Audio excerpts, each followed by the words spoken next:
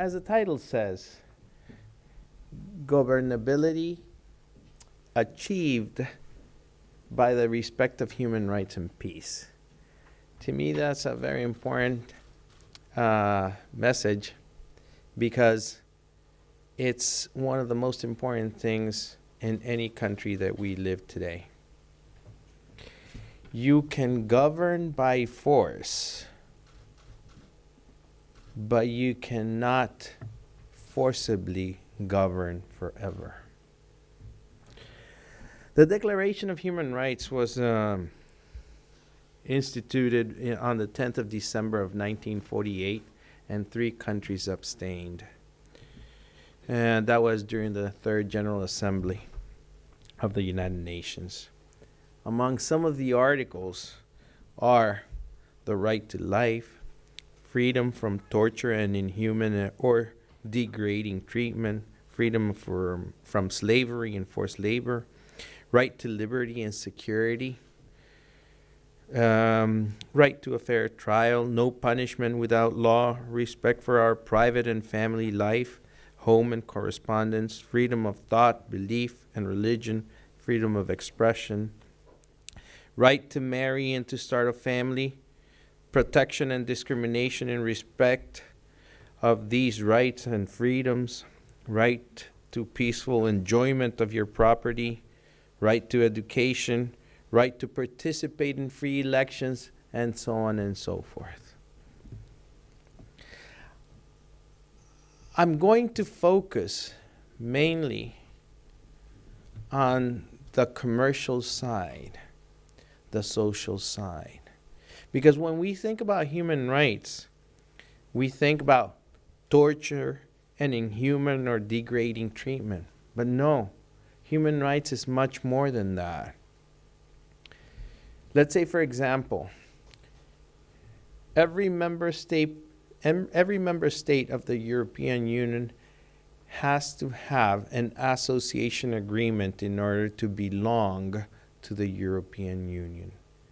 An association agreement that has 3 main pillars: political dialogue, cooperation, and commerce. None of these pillars are more important than other. Rather, they are equally important. Honduras is part of the Central American region. We are the only region in existence on this planet Earth, in this universe, that has an association agreement with Europe. But why am I bringing up an association agreement and relating it to human rights and governability? Because without the human rights clause that we have in the association agreement, we wouldn't be able to have an association agreement with Europe. Our countries in Central America approved in record time the association agreement. Europe, on the other hand, has not complied with the approval of the association agreement by some 2 countries. And right now it's Belgium and Austria. For as long as they don't approve it, that means we are on hold. However, there was a clause that if we passed it in Central America, then that means we could implement the commercial side. I said that I was going to focus on the human rights with regards to economics and with regards to the social. And before I do so, I have to give you a little bit of history of mine with regards to the human rights movement. My father and the rest of the family supported my father in the inauguration or commencing of the movements of human rights in Honduras and in Central America. There was no movement of human rights. There were abuses of all kinds. But then again, today we have evolved And we're one of the few countries and regions that can say we have upgraded ourselves, we have reinvented ourselves, and today we have an association agreement with Europe. Why is the respect of the social condition of every country important with regards to human rights? Because every child has the right to have an education, and every father has the right to educate their children. And when you see that teachers go on strike because they want to achieve more in their rightful way of getting something more from the government. But there's a thin line, because there's a line that says that when does their right finish and when does the right of the others commence? So it is very important to tie all this together with the political side and the commercial side, because with no education, there's no drive on the development of a country. There's no development on the private sector. There's no development in any such way. Why is it important that we have human rights on the private sector? Because sometimes in countries like ours, like mine, we have people that don't respect the law, and they think that they are above the law, and we need them to focus so that the people that are working for them, the people that are the drive of that company, don't feel minimized or left out. When I think of human rights, I think about inclusiveness. Inclusiveness in a sense whereby we would like to all benefit and enjoy life to the best of our abilities. But then again, it's not always perfect. Democracy is not always perfect. And all we can do is try to fight so that we can have what we have today, which is freedom. To me, without human rights and without peace, you cannot have governability in a country. Like I said at the beginning of my story here tonight, and my testimony to you, you can govern by force, but you will not have governability. And to me, this is a very simple way of saying human rights is important for the rich, the poor, on the political side, on the social side, and for all of us, because it's for a common cause. Like I promised you, I was going to be brief. Thank you.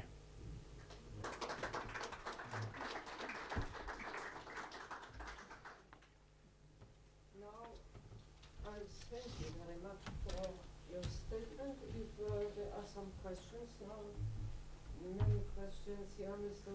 Sturmler. Please. My question is concerning the human rights situation in Honduras after the presidential elections and all the reports we read in the international media, not only in the United States but also in Europe, relate to violence and to instability and to doubts of the electoral process.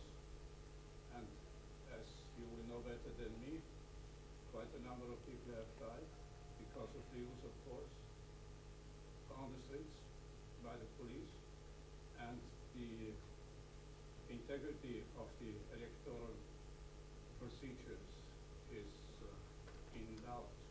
I know, of course, the latest developments. Now the government has declared that the issue is settled, but there is unrest. The opposition feels oppressed, and we are here in Europe. We cannot make an assessment of the situation. You have direct information as ambassador of the country, and because now Honduras is in the headlines exactly in terms of human rights and governability, which is the topic of your presentations, governability, human rights and peace.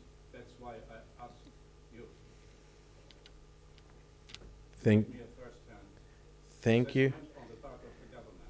Thank you. I will give you an assessment, not only on behalf of the country, but also as my personal own opinion.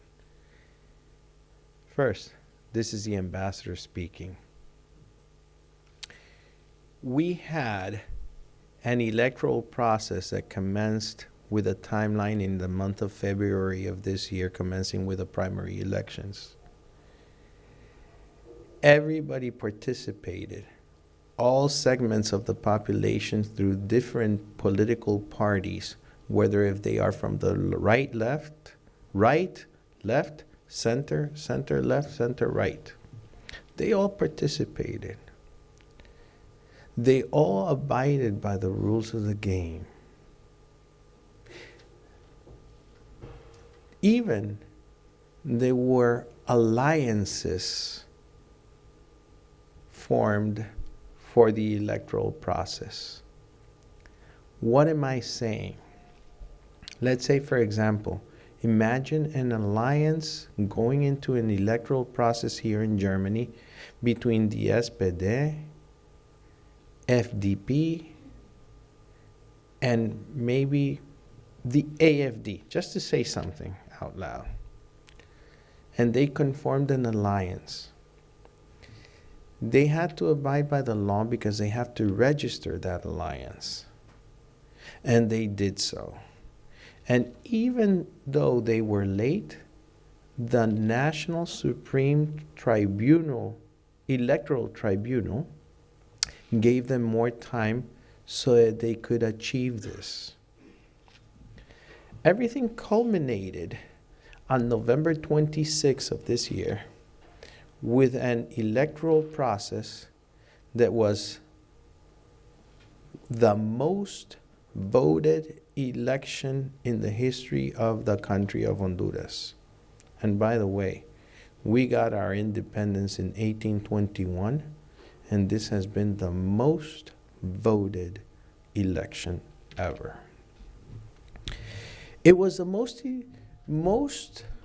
voted election because of several reasons. But among those reasons are because the people were conscientious enough that they had to cast their vote because they didn't want to leave that decision to others for their own life and their own well-being and their own way of thinking how the government should be run.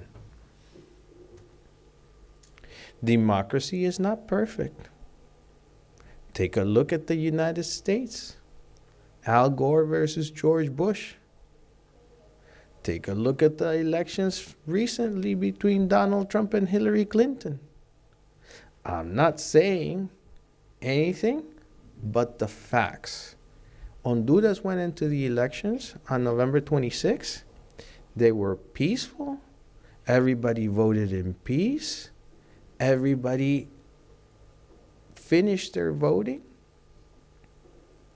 And then the problem commenced because nobody waited for what the law says, which is wait for the tribunal of electoral process to announce who the real winner is. We recently got that announcement, but between November 26th and the day of the announcement, Many things happened. But it's part of democracy. One, by the way, among the articles that you have in the Declaration of Human Rights, people have the right to manifest themselves, to demonstrate. But nobody is either above the law, and that just because I demonstrate, that doesn't mean I'm going to go into your home and rob and do some other things that are might not within the framework of the law. I'm not defending anything because I come from the human rights movement. I come from the people. My sister was assassinated because of the human rights work that my father did. It was supposed to be my brother or me, but that evening we didn't go out. My sister did, and she got assassinated. My father was the one that condemned Honduras because of the human rights disappearances from the military in Honduras, the first country in the Western Hemisphere to have been condemned. And I relate all this because we're talking about what you mentioned just now, deaths. But as I know the human rights movement, as I know my country, for as long as the investigations of all these cases that you're mentioning are not finished, I wouldn't want to say something that is going to be in detriment to the ongoing investigation of each and one of those cases. And it's not cases, it's human loss. And by the way, as I didn't like to see my sister assassinated, to have seen my sister assassinated, every life counts. Every human being counts. The Declaration of Human Rights says that we are all equal. And as a Catholic that I am, we are all created equal before the eyes of God. No matter what religion, no matter what ideology, we're all equal. However,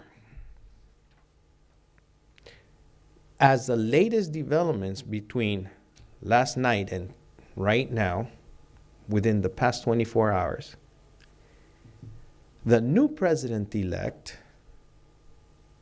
has announced a national reconciliation dialogue. And it has been accepted by all of those who lost.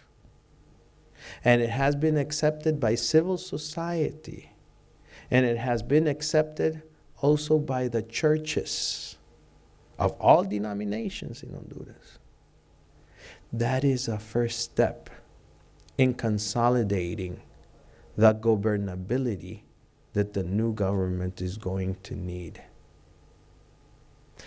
And last but not least, we are one of the few countries in the world, and I'm proud to say, as some people here say, I'm proud to be a European, I'm proud to be a Central American, I'm proud to be a Honduran.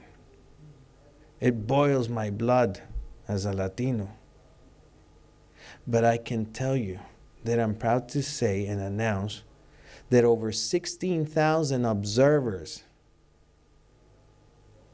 internationally and nationally participated in the electoral process. People from the European Union, people from the United Nations, people from the Organization of American States, people from the extreme left of Latin America, people from the extreme right. They all were there. among the same Honduran civil society that participated also as observers. Doubts. You're talking about doubts. There will always be doubts. Hey, Al Gore, it's still doubtful. Hillary Clinton, hey, what the heck? She's the most doubtful right now, in recent history in this planet. Nobody likes to lose. I don't like to lose. Even when I see my team that can't go to the World Cup, and then we lost against Australia, that hurt. That hurt. By the way, every time I think about it, I get depressed. Maybe my wife, who's here today, and she just came from the airport, and we came straight here, can console me after this, after thinking about my team losing and not going to the World Cup. But anyways, the point is, no system is perfect. No system is perfect. But what we can do is not promote violence. Because if you promote violence, there won't be any dialogue. And if there is no dialogue, there will be death. And I am against that. Yes, you have the right to think whichever way you want. But it gets to a point that if you don't have a clear majority, that doesn't mean you have a very clear mandate. And you will need those people on the opposition to govern, and not only to govern, but to respect the human rights and peace. That's my answer. I don't know if it's okay for you. Just one more question or remark, because it is important. We had a similar situation in Austria just 1 year ago, and Honduras might have followed this practice. In Austria, we had presidential elections. There was a dispute about the integrity of the procedures and of the counting of the votes. It was quite narrow. And I can tell you what happened. There were complaints made by one of the parties. The Constitutional Court of the Republic of Austria took the matter up, studied it carefully, and did not just order a recount. It cancelled the elections, and it ordered a new election where they had to follow much more strict and precise procedures. Because in Honduras, I know it, I mean, I've seen the reports, not only of Amnesty International, but also of other investigating bodies. The problem was the integrity of the accounting procedure. And that has caused suspicions, and that has brought demonstrations, and as a result of this, quite a big number of people have been killed. We will not go here into details. So I think in terms of governability of the Republic of Honduras, it would have been beautiful if the judiciary, hopefully independent of the president who wants to stay in office, if the judiciary would have ordered a new election where one could have done everything transparently and systematically, and that could be the basis of peace. And I just say, we were one of, after Haiti, Austria was only the second country in recent history where the Supreme Court had cancelled the elections. So we felt ashamed that we could not do things properly, but anyhow, that was the procedure. And we had a second round of elections, and now there is peace.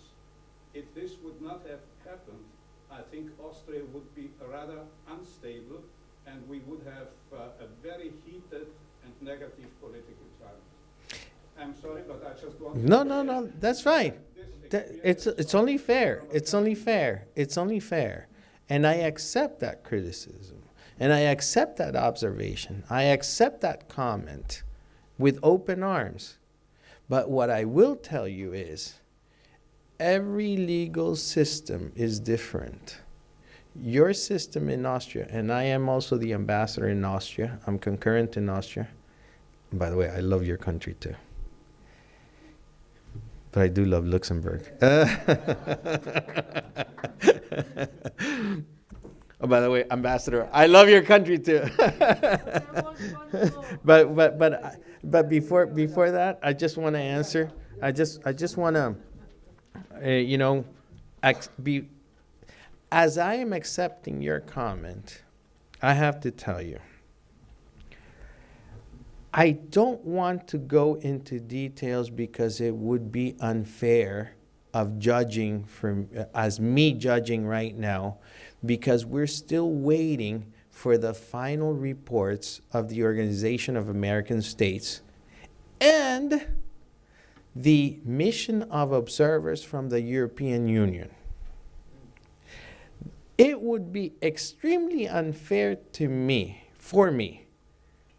for those delegations that never left Honduras until the day the new president was declared. They didn't leave Honduras. And we're not like other countries in this world that don't accept political observers for an electoral process. However, I have to admit and say that something within the system, within the law, does not permit right now a new electoral process. It's not up to the Supreme Court. It's up to the law. The law in Honduras states that there can only be elections every 4 years. That's not me saying it. That is the law. Between the moment that the president-elect was elected or announced that he was a president-elect and the 26th of December, the opposition can submit for a ruling of, let's say, for example, a recount, doing whatever they want. They have this time available, this time frame. And between the day of the elections and the day that the announcement was made, the opposition requested a recount of 5,000 electoral tables. Then they went up to 10,000. Then they went up to 11,000. Then they went up to 14,000. And the recount was done. But still, there is a distrust. And it's understandable. It's within the human being to distrust. If I don't win, I distrust. Hey, I still think that the Australians paid the referee in the game between Honduras and Australia. But that's my perception. That's my distrust. And I really do believe that, by the way.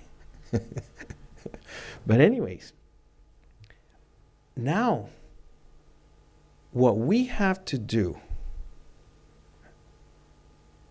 we have to have a dialogue so that we can change the system, so that we can permit the cancellation of elections and we can have new elections, or we can have a second round when there's doubts like the ones that we're living right now. And by the way, there's two sides of the coin.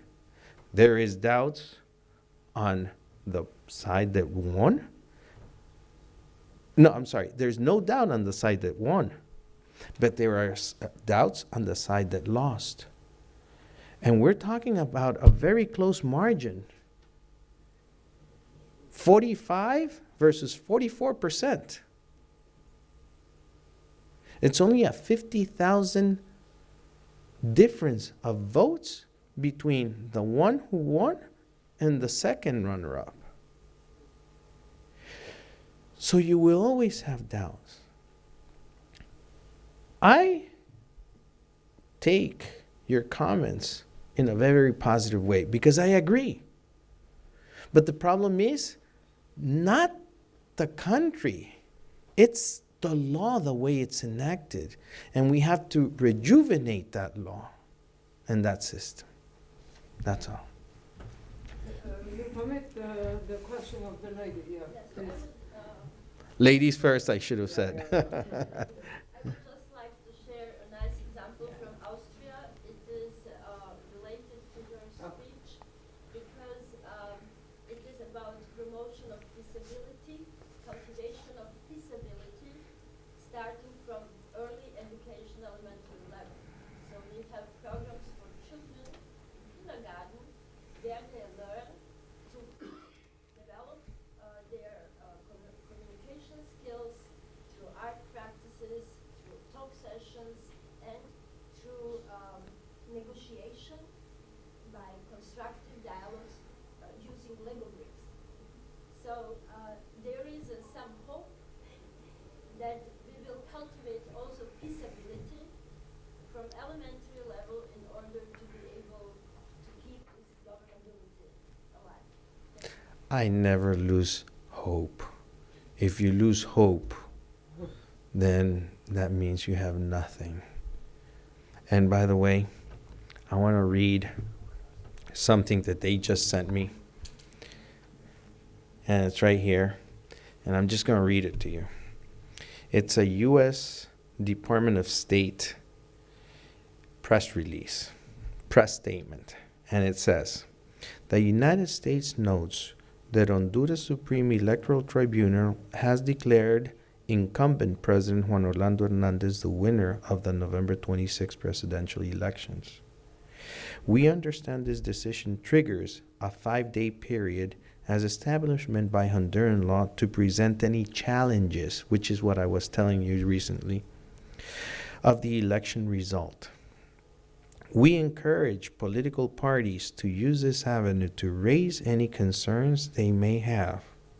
We call for all Hondurans to refrain from violence. We urge all political parties and leaders to stress to their supporters the need to resolve their differences peacefully, which is what I'm saying. It is also important the government ensures Honduran Security Service respect of rights of peaceful demonstrators, protesters. We are on the right path, you and me, all of you. It's just how to get there. There may be different avenues, different routes, but what we want in the end is peace and security and no ambiguity. Thank you. So give applause to Ambassador Keynote.